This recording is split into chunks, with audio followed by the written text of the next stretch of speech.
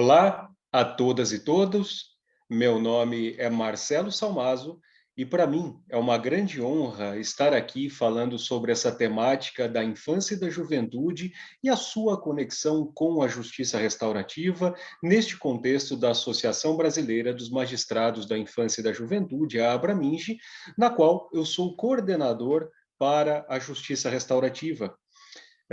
Continuando aqui a minha apresentação, para que nós possamos nos conhecer melhor, eu também sou juiz de direito, integrante do Grupo Gestor da Justiça Restaurativa do Tribunal de Justiça do Estado de São Paulo, também sou membro do Comitê Gestor Nacional da Justiça Restaurativa do Conselho Nacional de Justiça e exerço a minha atividade como juiz na comarca de Tatuí, no interior do estado de São Paulo, em que coordeno, junto com a comunidade, um núcleo de justiça restaurativa. Muito bem, então vamos aqui falar um pouco sobre a temática da justiça restaurativa e a sua conexão neste contexto da infância e da juventude. Nós vamos entender que a justiça restaurativa, ela não se restringe somente à infância e à juventude, mas ela tem uma grande conexão com a infância e a juventude. Não foi por outro motivo que no Brasil a justiça restaurativa, ela teve início e se desenvolveu em grande parte e com primazia neste contexto da infância e da juventude. Justamente porque a legislação da infância e da juventude, o Estatuto da Criança e do Adolescente e outras legislações complementares, a racionalidade da infância e da juventude tem grande conexão com a racionalidade e com a principiologia da justiça restaurativa. Se conectam em muitos pontos, como, por exemplo, na questão da não punição, como, por exemplo, do envolvimento da comunidade, como, por exemplo, no trabalho interinstitucional, intersetorial, multidisciplinar e outras questões correlatas. E é claro que a grande pergunta que vem, em princípio, é o que é essa tal justiça restaurativa? A justiça restaurativa, né, ela tem um conceito, em princípio, simples, mas ao mesmo tempo complexo. E é um conceito que está em constante evolução. A justiça restaurativa, né, ela é muito mais do que um método de resolução de conflitos. Sim, ela tem um rol, vários métodos de resolução de conflitos. Podemos citar aqui vários deles e vamos falar um pouco melhor sobre isso ao longo dessa exposição. Mas existe o método dos círculos restaurativos baseados na comunicação não violenta, que foi muito usado no Brasil no início da história da justiça restaurativa, principalmente no estado de São Paulo. Existe também o método das conferências familiares, que vem da Nova Zelândia. Existem também métodos da mediação vítima-ofensor em base comunitária. Podemos citar outros também, como o método Zueletemba, da África, e o círculo de construção de paz, ou processo circular, que tem as suas origens nas práticas ancestrais canadenses e norte-americanas, que é o método mais usado no Brasil, inclusive. Mas a justiça restaurativa, ela vai para além desses seus métodos. Os métodos de resolução de conflitos são uma parte da justiça restaurativa, que é muito mais do que isso. A justiça restaurativa, ela é um convite para que toda a sociedade, todas as pessoas juntas, com igual valor, por meio do diálogo, possam construir novos caminhos de convivência que sejam bons para todos e não excluam ninguém. Que toda a sociedade esteja envolvida para olhar para os fatores relacionais, institucionais e sociais, motivadores do conflito e da violência, e possam atuar para a superação desses fatores motivadores do conflito e da violência. Portanto, a justiça restaurativa, ela é um convite à mudança do paradigma de convivência social. E para nós entendermos, então, essa questão da mudança do paradigma de convivência social, nós precisamos falar um pouco sobre qual o paradigma sobre o qual está assentada a estrutura de convivência das nossas sociedades, não só no Brasil, mas no mundo, de uma forma geral ou de boa parte do mundo. E o que é um paradigma? Um paradigma é um conjunto de ideias que forma a nossa maneira de pensar, a nossa maneira de enxergar o mundo e a nossa maneira de responder às questões que o mundo nos apresenta.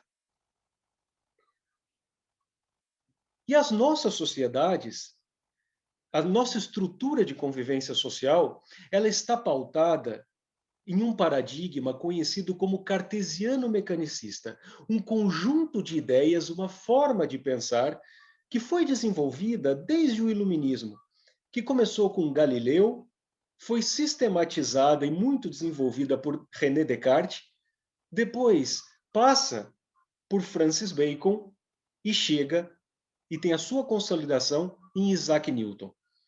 Um conjunto de ideias que diz que o ser humano observador, ele é algo de fora do objeto observável. Ele é algo de fora da natureza observável.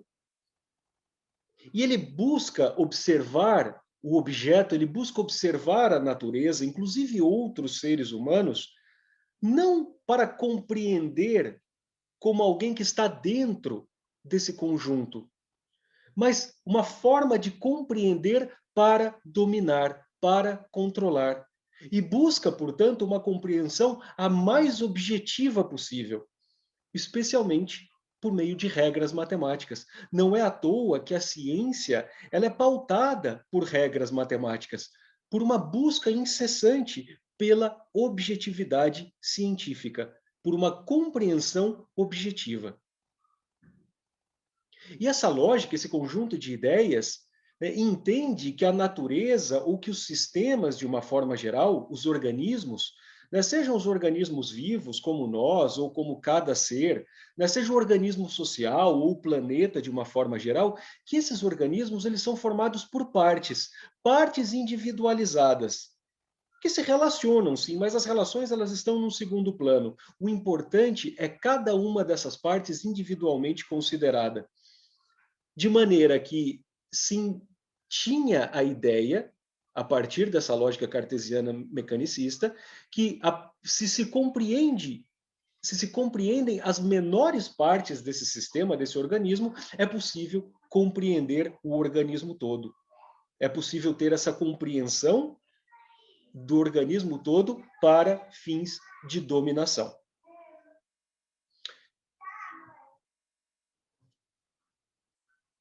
Bem,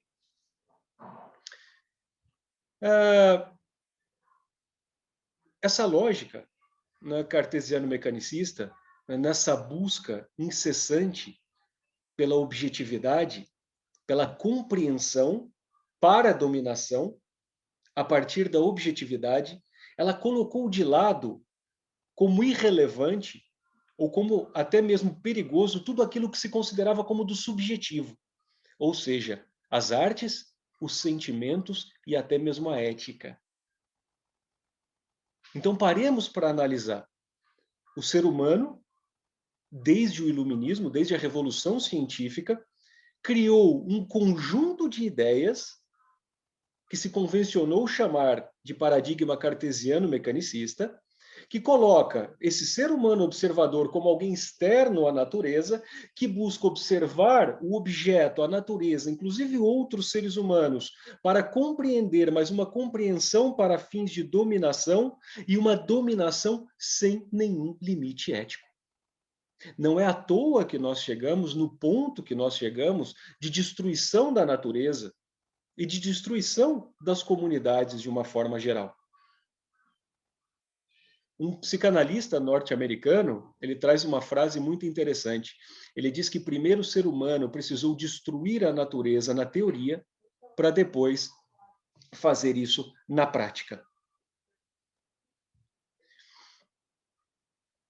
Bem, eu não estou dizendo aqui, né, que essa lógica cartesiana, que esse paradigma cartesiano, ele foi ruim, propriamente dito, em sua essência. Não, ele foi muito importante para os avanços científicos. A lógica cartesiana, ela pautou a metodologia científica. Mas ela trouxe consequências muito sérias quando ela passou também a pautar a organização social, as estruturas de convivência social. E a própria ciência já trouxe novas ideias, um novo paradigma sobre o qual nós vamos falar mais adiante. Quando, dando um salto aqui, né, de uma forma muito resumida, quando esse paradigma cartesiano mecanicista, que não está só nas ciências, não, ele passa, esse conjunto de ideias passa a moldar as nossas personalidades, a nossa forma de enxergar o mundo e de lidar com as questões do mundo. E quando esse conjunto de ideias, esse paradigma cartesiano mecanicista, ele passa a pautar a estrutura de convivência social, ele traz algumas diretrizes que são os pilares dessa estrutura de convivência social. As diretrizes do individualismo, do utilitarismo, do consumismo e da exclusão.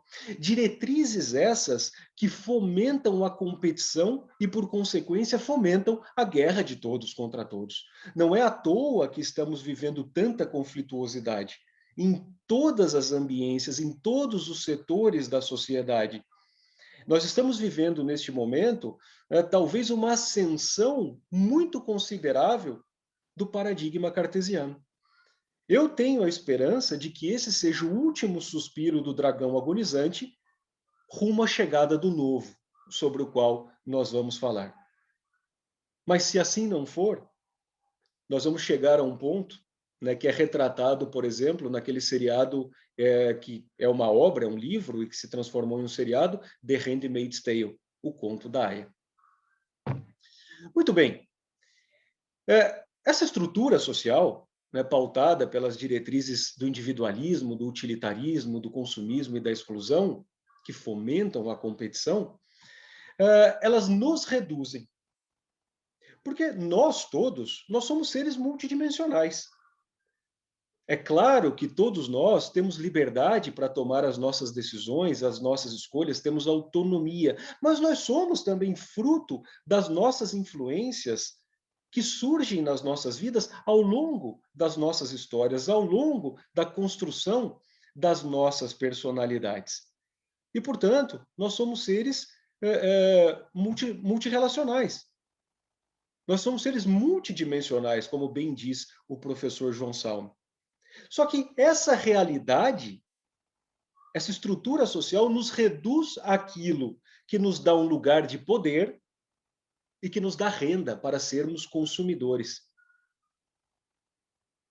Vejam que quando eu me apresentei, eu disse que eu era juiz, membro de tal instituição e de tal instituição, lugares de poder que também significam renda. Mas eu não sou só isso.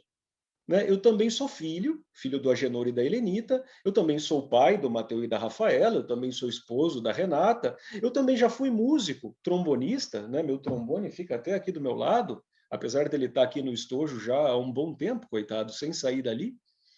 Eu também sou consumidor em outros momentos, eu também acredito em algo maior, então eu também sou um ser espiritual, ou seja, eu sou um ser multidimensional.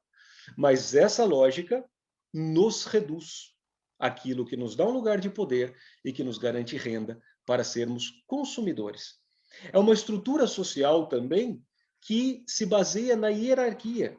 Grupos de pessoas que se colocam em uma posição de dominação de outros grupos de pessoas a partir de uma série de fatores.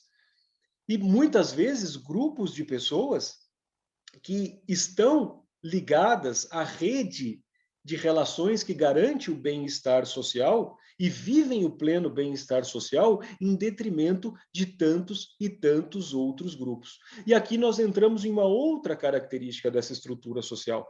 É uma estrutura social que produz uma série de violências, que submete pessoas e grupos de pessoas a uma sorte de violências. E não só violências físicas e psíquicas, essas também, mas para além delas, violências estruturais, violências simbólicas e violências culturais. Violências estruturais porque priva pessoas e grupos de pessoas de acessar bens e recursos que, em tese, deveriam estar disponíveis a todos. Violências culturais porque essa estrutura submete pessoas e grupos de pessoas em razão da sua raça, da sua origem, da sua condição social, do seu gênero, da sua opção sexual, da sua opção religiosa, submete essas pessoas, esses grupos de pessoas, por conta dessas características, a outras violências, como físicas e psíquicas, e também a violências estruturais, desconectando essas pessoas da rede que garante o pleno bem-estar social. E existem estudos muito profundos, né, que dizem que o fator motivador profundo, muitas vezes inconsciente, de atos violentos é o sentimento de humilhação, o sentimento de vergonha, gerados pelo não pertencimento. Então, nós podemos entender que tantas e tantas pessoas submetidas a todas essas violências, a essa estrutura social que desconecta, que é excludente, e que, portanto, se sentem menos com relação aos outros, que, portanto, não se sentem pertencentes, acabam respondendo a toda essa ordem de violência por meio também de comportamentos violentos. E para ficarmos aqui, né, em alguns exemplos, falando da infância e da juventude, né, os jovens eles sofrem mais com essa estrutura, porque nessa lógica hierárquica, nós adultos criamos um mundo adultocêntrico, um mundo que é feito pelos adultos para os adultos. E dizemos muito claramente isso para as crianças e os adolescentes, perguntando para eles o que vocês vão ser quando crescerem. Como se eles só fossem a partir do momento em que eles crescerem. Como se eles já não fossem alguém com capacidades, com potências, como são crianças e adolescentes. E dizemos claramente para eles nessa frase: vocês só serão quando forem adultos, nesse mundo feito pelos adultos e para os adultos.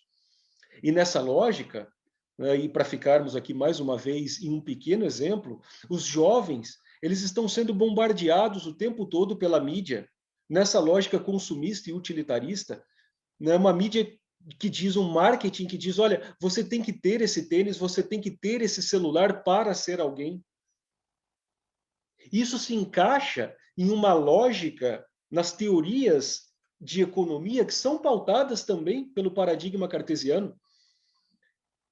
Porque essas teorias econômicas dizem que as economias dos países têm que crescer, crescer continuamente, cada vez mais.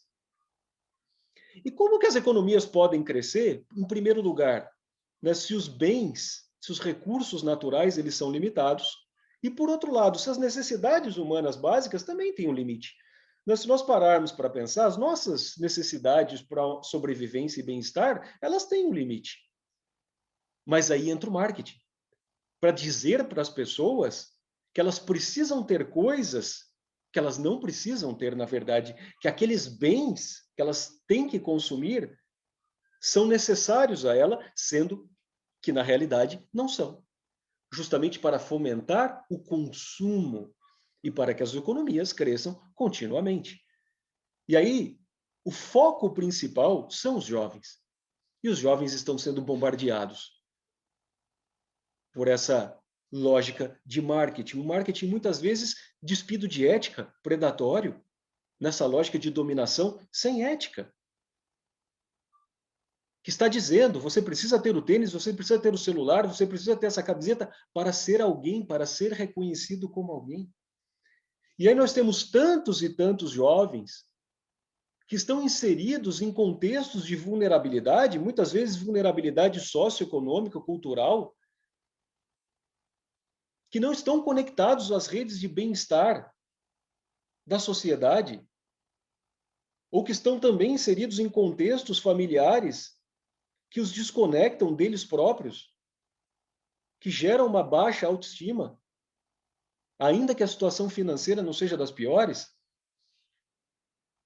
E jovens, portanto, que desconectados dessas redes de bem-estar social e que não acreditam neles por uma série de fatores, vão buscar os caminhos conhecidos que eles acreditam como possíveis para terem essas coisas. Como, por exemplo, o tráfico de drogas, que é uma forma, primeiro, de conseguir dinheiro para ter todos esses bens, esses produtos e ser reconhecido como alguém, e também criar redes de relações para se sentirem pertencentes a algo, para se sentirem pertencentes a um grupo, serem reconhecidos e se reconhecerem como alguém.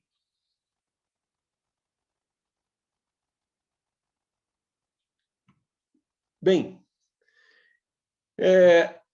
a grande questão é que, e vejam, eu vou colocar um ponto aqui que é importante. Eu não estou entrando nesse discurso que é bobinho, quase infantil, né, que muito se usa, dizendo é uma vítima da sociedade, não tem culpa, não tem responsabilidade, ou ele é culpado de tudo e a sociedade não. Olha, essa é uma polarização realmente absolutamente inútil, que não leva a nada.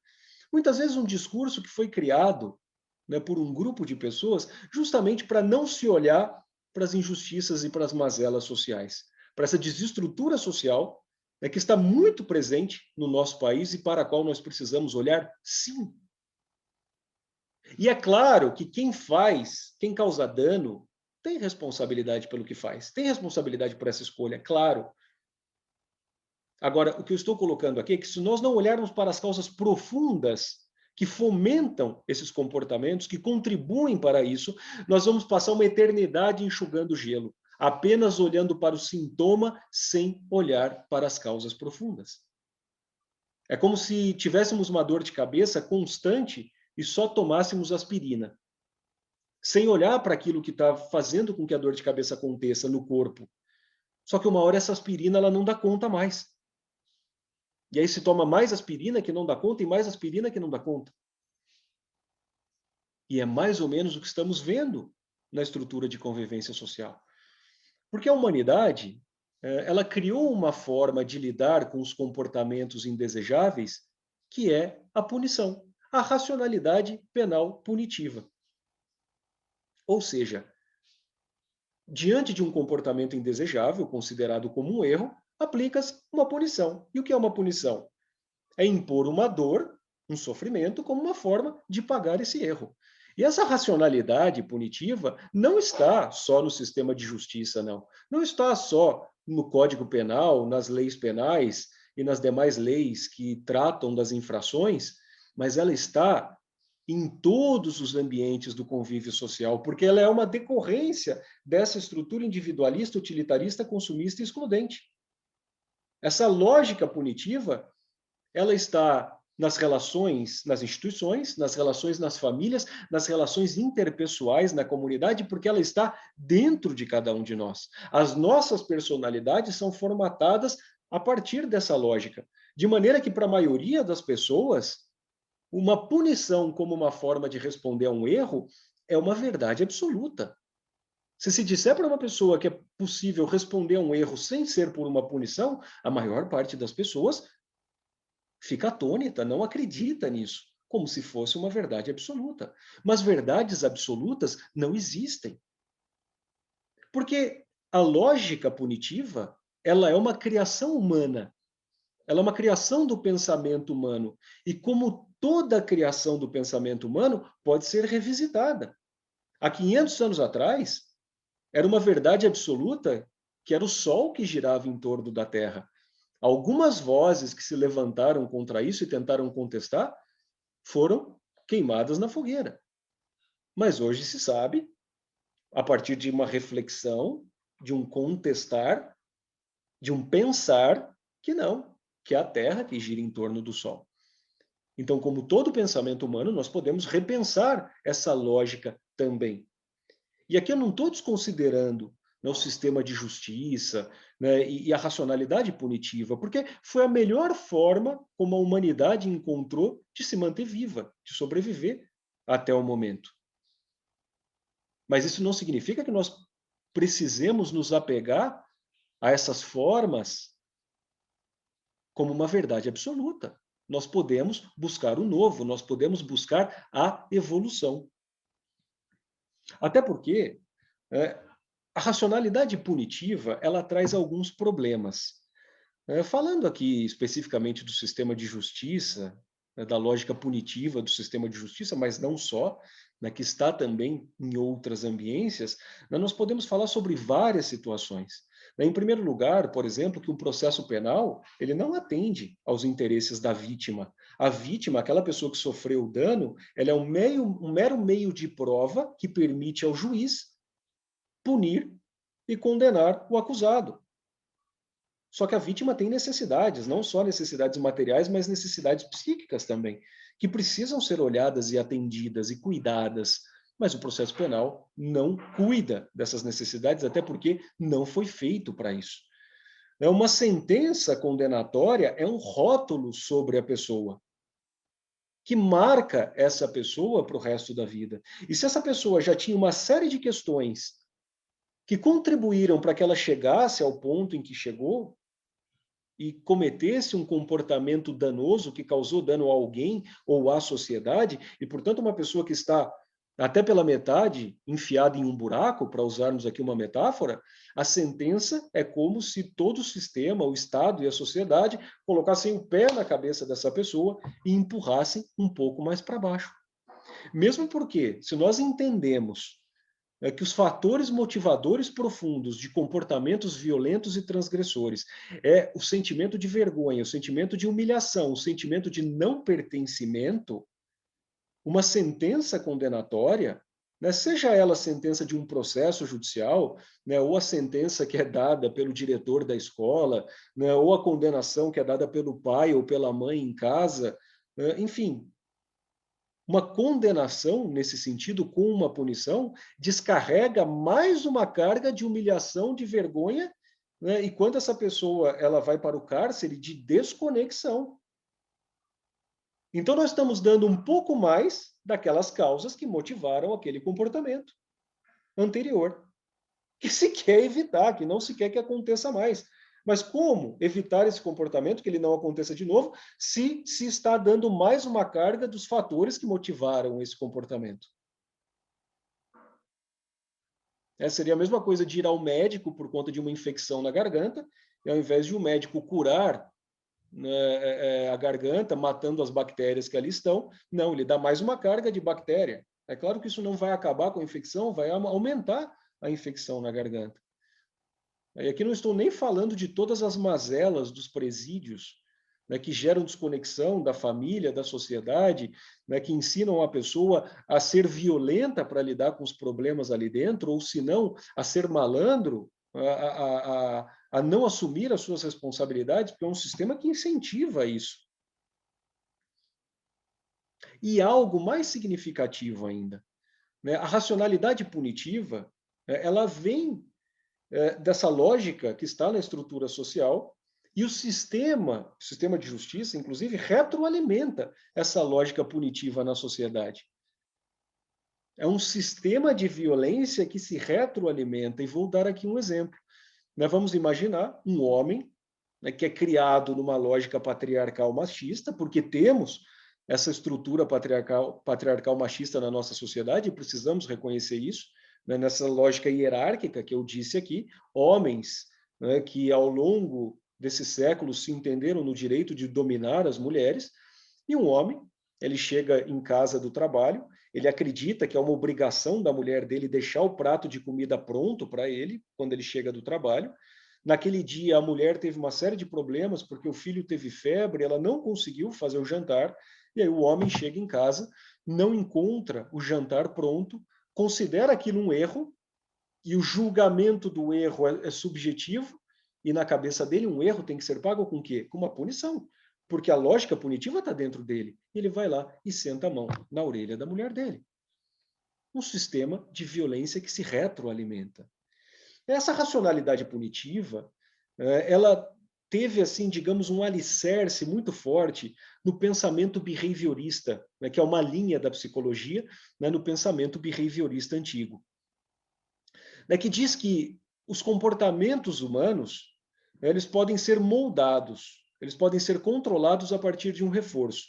Um reforço que é uma punição para os comportamentos indesejáveis, aplicar uma dor como resposta àqueles comportamentos indesejáveis, para evitá-los, ou uma recompensa com relação àqueles comportamentos que são desejáveis. Ou seja, punição e recompensa são as faces de uma mesma moeda. O grande problema, especialmente quando nós ensinamos as crianças nas famílias e nas escolas, a partir dessa lógica do reforço, da punição e da recompensa, essas crianças, nas suas condutas e depois também como adultos nas suas condutas, elas não olharão, não se pautarão, não pautarão os seus comportamentos pelo valor dos seus comportamentos para si e para a sua sociedade e para o meio ambiente em que estão inseridas. Ou seja, a partir da autorresponsabilização. Elas pautarão os seus comportamentos a partir do olhar do outro, de um cálculo de custo-benefício, ou seja, o que eu posso fazer ou não para ser recompensado ou não ser punido. E isso é o contrário do que nós queremos em termos de cidadania, em que nós pretendemos que as crianças cresçam e depois sejam adultos, né, que sejam cientes das suas responsabilidades, que sejam autorresponsáveis e limitem os seus comportamentos, não por um cálculo de custo-benefício, não pelo fato de ser visto ou não pelo outro, de ser pego ou não, mas pelo valor intrínseco do seu comportamento para si, para a sua comunidade e para o meio em que está inserida. Bom, a partir então de todos esses problemas, é que chega a justiça restaurativa, mas a justiça restaurativa ela não chega sozinha. Ela chega dentro de um grande guarda-chuva, uma mudança de paradigma, um outro paradigma que nasce ali no final do século XIX, né, em duas áreas, mais especificamente da ciência, a física quântica e a biologia organísmica, e não temos tempo aqui, né, e nem é o momento para nós discorrermos um pouco mais sobre isso, mas que traz uma outra lógica. Não mais essa lógica das partes individualmente consideradas sistemas individualistas, mas traz uma outra ideia de que tudo está conectado e interrelacionado. Entende que os organismos, sejam os seres vivos, né, seja o corpo social, seja o planeta, tudo é um conjunto de relações e não um conjunto de partes. E assim traz uma outra lógica, uma lógica relacional, em que o sentido da vida, seja da vida dos seres, ou da vida do corpo social, ou da vida do planeta, é pautada pela cooperação a partir das relações. E é nesse grande guarda-chuva, nessa mudança de pensamento, nessa mudança do conjunto de ideias de como se enxergar o mundo e de se lidar com os problemas do mundo, é que chega a justiça restaurativa. E por isso, então, que nós dizemos que a justiça restaurativa, ela vem de uma mudança de paradigmas, mas ela é um convite também à sociedade para olhar para esse novo paradigma, para estruturarmos a convivência social de uma forma diferente, para nós deixarmos para trás as diretrizes do individualismo, do utilitarismo, do consumismo e da exclusão, que fomentam a competição, para estruturarmos a convivência social a partir de uma outra lógica, a partir das diretrizes do diálogo, da tolerância, do atendimento de necessidades, da reparação de danos, da construção de novos caminhos, da reparação do tecido social rompido por um conflito, da construção de responsabilidades individuais, mas também de responsabilidades coletivas, para que cheguemos à cooperação e a uma lógica de cuidado nas relações.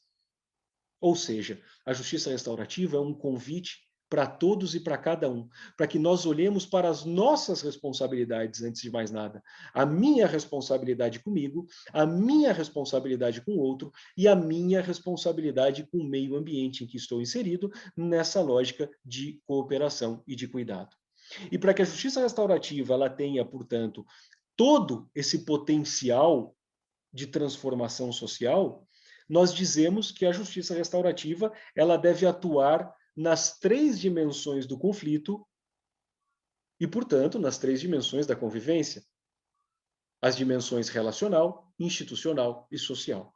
Não é à toa que a resolução 225 de 2016 do Conselho Nacional de Justiça, que é o marco normativo da justiça restaurativa, ela traz como definição da justiça restaurativa em seu artigo 1º, que a justiça restaurativa é o conjunto ordenado e sistêmico de princípios, valores, métodos, práticas e ações voltados à conscientização sobre os fatores relacionais, institucionais e sociais motivadores do conflito e da violência.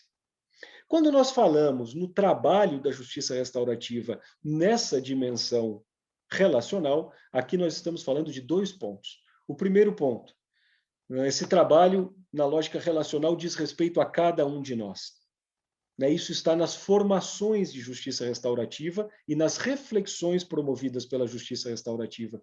Nós olharmos para a nossa formação, para as nossas influências, para as nossas crenças, para os nossos valores e entendermos de que maneira, de alguma forma, nós, nas nossas relações pessoais e profissionais, contribuímos, atuamos como pequenas engrenagens para movimentar essa grande máquina da violência, para nos transformarmos e sermos agentes de construção de paz, para que a partir do nosso exemplo as pessoas se transformem também. Porque é uma ilusão nós acharmos que vamos mudar as pessoas a partir do controle pelo medo e pela punição. Eu costumo dizer que eu posso mandar uma pessoa 10 vezes para a cadeia. Essa pessoa ela só vai mudar quando ela se conectar com algo que faça sentido para ela e para a sua transformação. E a partir do nosso exemplo, então, nós podemos irradiar essa lógica e inspirar as outras pessoas a mudarem também, e assim mudarem as suas ambiências e em um efeito irradiador. Em um segundo ponto dessa lógica relacional, aí nós estamos falando dos métodos próprios da justiça restaurativa para várias finalidades, inclusive resolução de conflitos. O método mais conhecido é o processo circular ou círculo de resolução de conflito, processo circular ou círculo de construção de paz, que remonta às suas origens nos povos originários, nos povos aborígenes do Canadá, ali com Harold e Philip Gattensby. Depois foi sistematizado por uma norte-americana chamada Kay Prentice, a partir de um juiz que se conectou com esses povos originários no Canadá, chamado Perry Stewart, e assim, essa prática, esse método se difundiu por todo o mundo e chegou com muita intensidade no Brasil. É claro que esse método ele não junta aquela pessoa que sofreu o dano e quem causou o dano de sopetão, de uma vez, sem nenhum cuidado. Não, existe um preparo para isso. Então, existem os pré-círculos, em que as pessoas elas são convidadas a estarem com as equipes da justiça restaurativa separadamente, tanto quem sofreu o dano como quem causou o dano, e as pessoas de referência para ambos, como familiares, por exemplo, momento em que é explicado o que é a justiça restaurativa, o que vai acontecer, e princípios que são fundamentais para a justiça restaurativa, como, por exemplo, a voluntariedade. Ninguém participa se não quiser, e essa é uma limitação intrínseca da justiça restaurativa. Se a pessoa não quiser, aí se tem outros meios, como o processo formal, por exemplo. E o sigilo. Nada do que é dito no processo circular restaurativo pode sair dali, a não ser o termo de acordos, muito objetivamente, que é colocado no papel. Bem, depois desse momento, então, de preparação, em que se identificam também as necessidades que surgiram para a pessoa que sofreu aquele dano e as necessidades que levaram a pessoa que causou o dano àquele momento, é que temos o círculo restaurativo em si, em que estarão presentes a pessoa que causou o dano, a que sofreu o dano, pessoas de referência para elas, como familiares, pessoas da comunidade, direta ou indiretamente atingida por aquele fato, e também pessoas dos serviços públicos e privados do que nós chamamos de rede de garantia de direitos, que possa garantir suporte a essas pessoas que ali estão. De uma forma muito resumida, o que nós podemos dizer é que o objetivo do processo circular restaurativo é contribuir para que aquela pessoa que causou o dano, ela reflita sobre o erro, não porque transgrediu a lei, porque a lei pode ser algo muito abstrato para essa pessoa e sem sentido, mas porque causou dano a um outro ser humano, a sua família, a comunidade.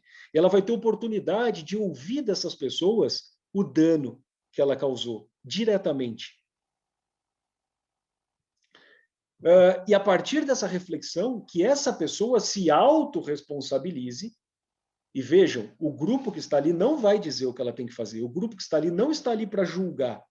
Essa pessoa reflete e se autorresponsabiliza pelo que fez e apresenta um plano de ação para reparar esses danos, não só para quem sofreu os danos, para essa pessoa também, mas os danos que causou para a sua comunidade, para a sua família, assumindo uma nova postura na sua comunidade.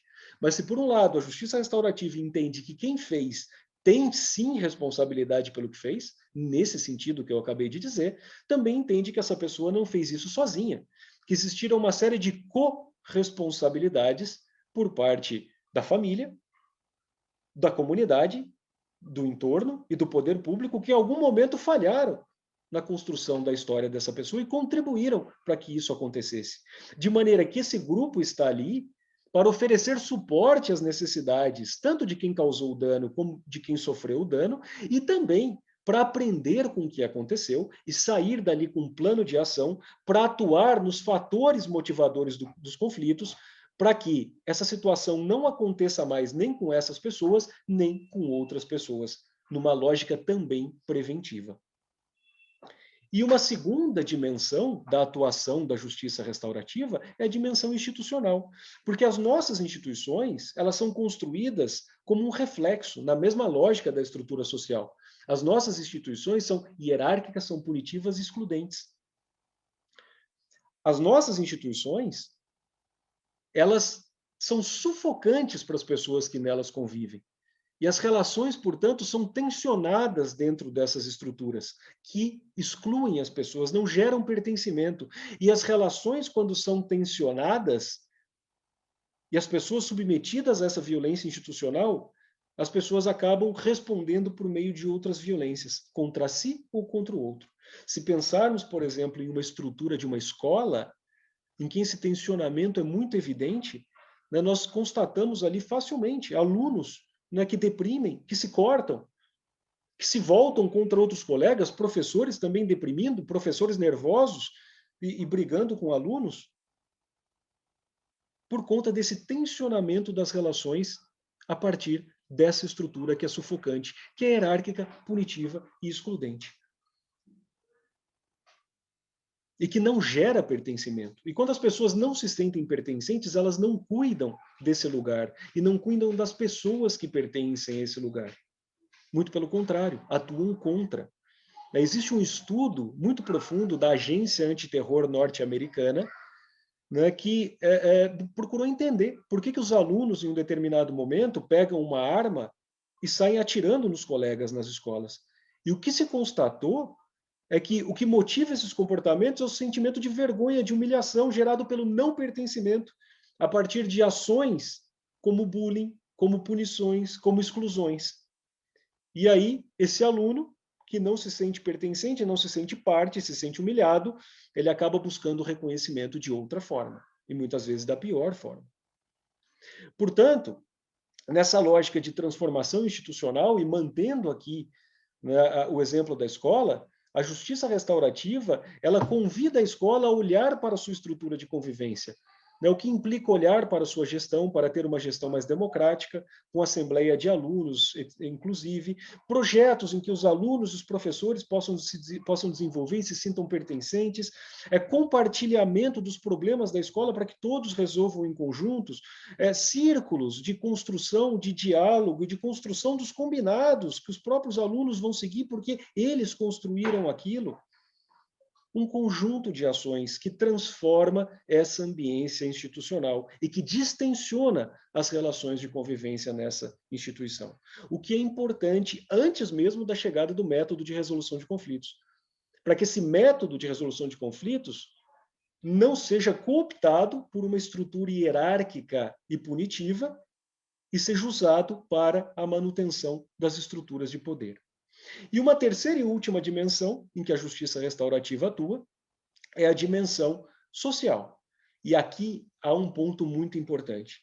É da essência da justiça restaurativa que ela seja construída na comunidade, pela comunidade, com a comunidade. A base da justiça restaurativa é comunitária.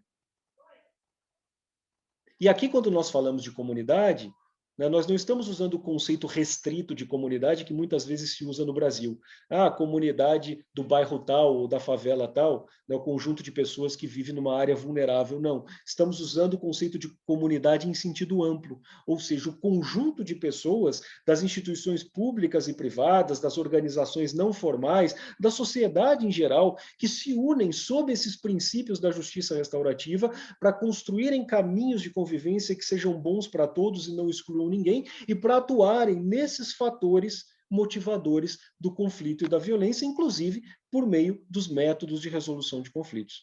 E é sobre essa base comunitária que se erguem os núcleos de justiça restaurativa, que são os espaços, é o conjunto de pessoas nos espaços em que as práticas restaurativas e os métodos restaurativos acontecerão.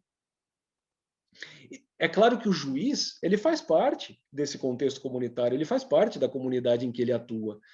Mas quando ele está na justiça restaurativa, ele não está exercendo a sua função como juiz, a sua função jurisdicional.